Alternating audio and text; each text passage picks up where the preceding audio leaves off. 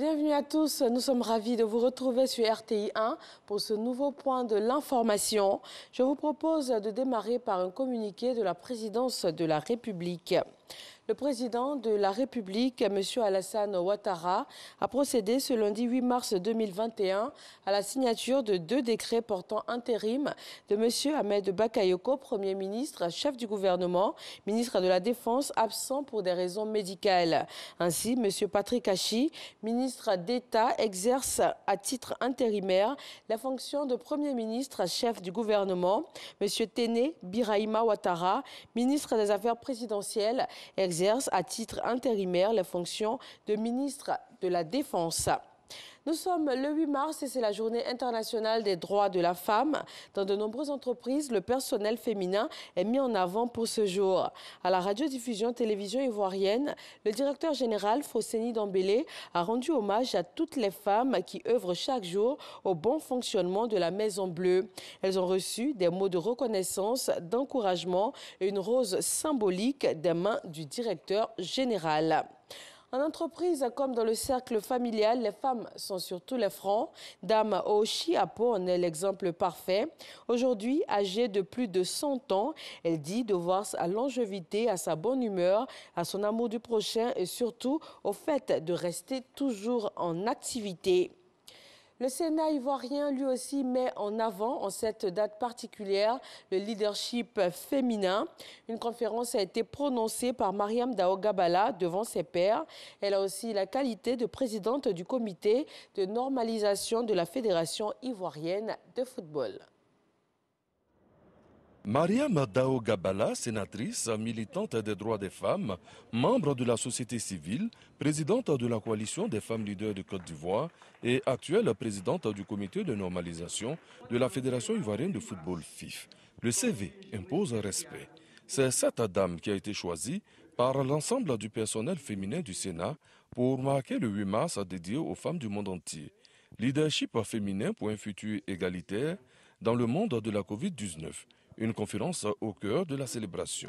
Je pense que plutôt que de regarder la Covid-19 comme quelque chose de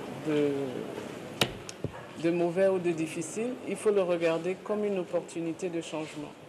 La Covid-19 est venue nous montrer qu'il faut que nous changions, il faut que nous transformions notre monde, il faut que nous réinventions nous-mêmes notre propre futur. Et donc, il faut que nous développions aussi un minimum de résilience. Mais avant tout, et ce que j'ai partagé avec mes sœurs, c'est que c'est l'occasion pour nous de clarifier la vision que nous avons de notre vie. Parce que quels que soient les droits que nous allons défendre, ces droits doivent venir nous aider à réaliser cette vision de notre vie. La patronne du football ivoirien a profité pour annoncer la reprise du championnat de football féminin dès le mois d'avril. Relancer le football féminin, c'est permettre aux femmes de s'exprimer aussi, d'exprimer les talents qu'elles ont dans ce domaine-là. Et je puis vous assurer que ce championnat va reprendre au mois d'avril et avant même celui des hommes, on en a déjà le financement. La Chambre haute du Parlement compte 19 sénatrices sur un effectif de 98. Du côté du personnel, sur un ensemble de 132, on note 40 femmes. Au Sénégal, l'opposant Ousmane Sonko, placé sous contrôle judiciaire, a été libéré aujourd'hui dans la matinée.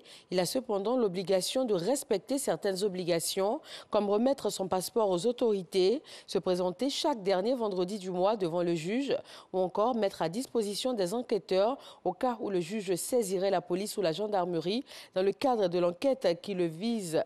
Ousmane Sonko a aussi l'interdiction d'évoquer devant la presse ou en public le dossier de viol dans lequel il a été mis en cause. Depuis son arrestation, Dakar et plusieurs villes du pays ont connu de violents affrontements. Les partis politiques de l'opposition et des mouvements de la société civile ont appelé à 3 jours de manifestations dans l'ensemble du territoire et au moins 8 personnes ont été tuées depuis le début des émeutes. L'Afrique perd un grand nom. L'historien et auteur guinéen Djibril Tamsir Niane est décédé à l'âge de 89 ans ce lundi. Spécialiste de l'histoire du mondain, de l'Empire du Mali au Moyen-Âge en particulier et dramaturge, l'homme est aussi connu pour sa participation à l'écriture de l'histoire générale de l'Afrique sous l'égide de l'UNESCO. Emprisonné sous le régime Sékou Touré au début des années 1960, puis forcé à l'exil, il était professeur honorifique de l'université Howard à Washington et de l'université de Tokyo. Et puis on termine au Yémen où au moins 8 personnes ont perdu la vie dans l'incendie d'un centre de rétention de migrants. Il y aurait plus de 170 blessés selon l'Organisation internationale pour la migration. Plusieurs milliers de migrants sont bloqués au Yémen d'après les estimations. Et le conflit en cours depuis 6 ans dans le pays a entraîné déjà la mort de dizaines de milliers de personnes et des déplacements de millions d'autres selon l'ONU. Et voilà, c'est tout. Merci de votre attention.